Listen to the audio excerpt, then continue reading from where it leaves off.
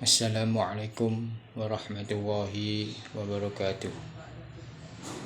Selamat pagi, salam sejahtera bagi kita semua.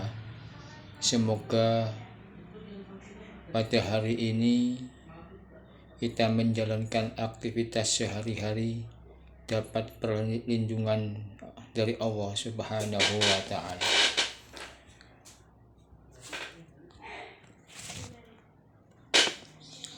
Perkenalkan,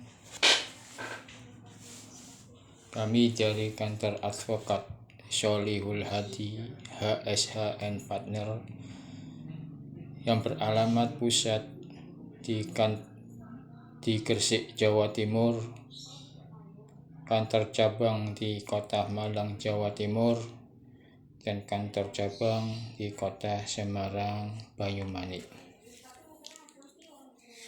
Pada kesempatan kali ini, kami akan menjelaskan sedikit tentang bagaimana caranya membuktikan perjanjian tidak tertulis di hadapan pengadilan.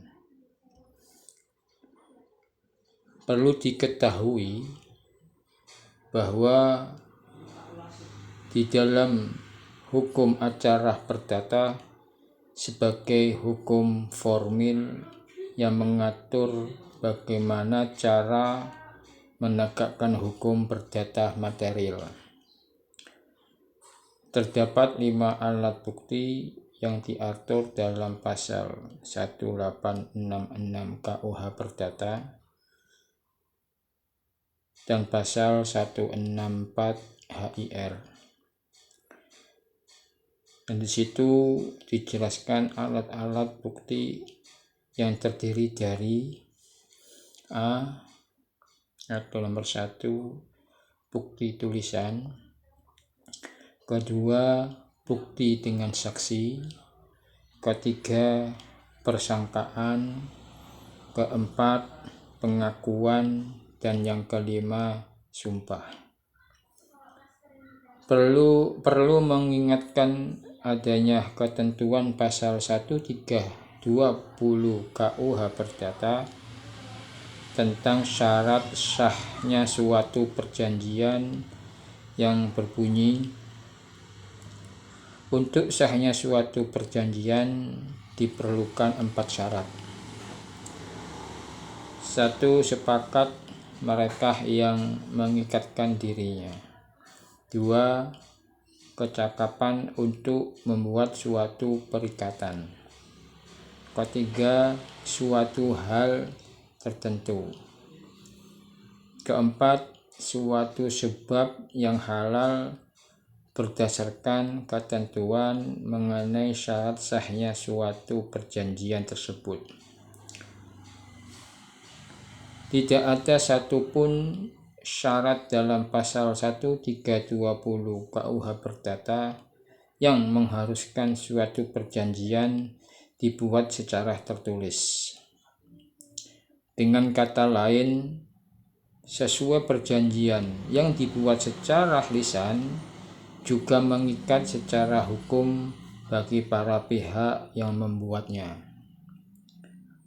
Fakta sunt servanda dalam pasal 1338 KUH Perdata.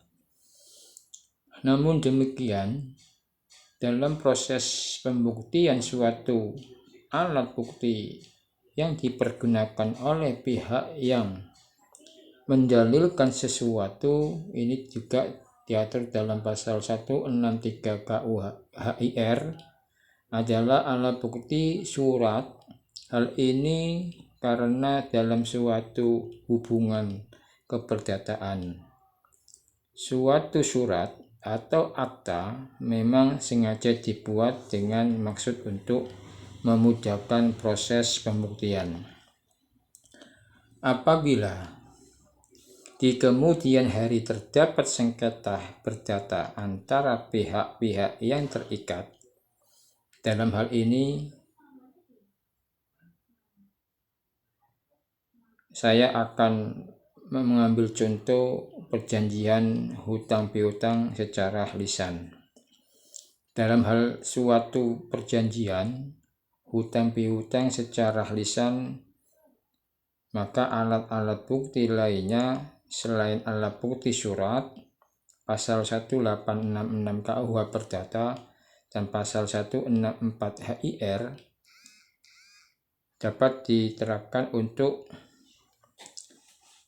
mempersingkat putusan pembahasan atas pertanyaan. Maka saya jika ada saksi yang mengetahui adanya perjanjian hutang piutang secara lisan tersebut. Untuk itu, jika seorang pihak atau penggugat ingin mendalilkan mengenai adanya suatu perjanjian hutang piutang secara lisan ke pengadilan, maka penggugat tersebut dapat mengajukan alat bukti saksi yang dapat menerangkan adanya perjanjian hutang piutang secara lisan tersebut. Dalam hal ini, seorang penggugat mengajukan saksi untuk menguatkan dalil mengenai adanya suatu perjanjian hutang piutang secara lisan, maka dikenal prinsip unus testis nullus testis yang ditegaskan dalam pasal 1905 KUH Perdata sebagai berikut. Keterangan seorang saksi saja tanpa suatu alat bukti lain di muka pengadilan tidak boleh dipercaya. Artinya, bahwa seorang saksi saja tidak cukup untuk membuktikan suatu peristiwa atau perjanjian, karena terdapat batas minimal pembuktian dalam mengajukan alat bukti saksi, yaitu paling sedikit 2 orang saksi atau 1 orang saksi disertai dengan alat bukti yang lain. Misalnya, adanya pengakuan dari pihak lawan yang membuat perjanjian tersebut, yaitu di pasal 176 HIR, atau dalam hal adanya persangkaan, pasal 173 HIR. Misalnya, sudah ada perjanjian utang yang dicicil kepada penggugat tersebut. Demikian penjelasan singkat dari kami.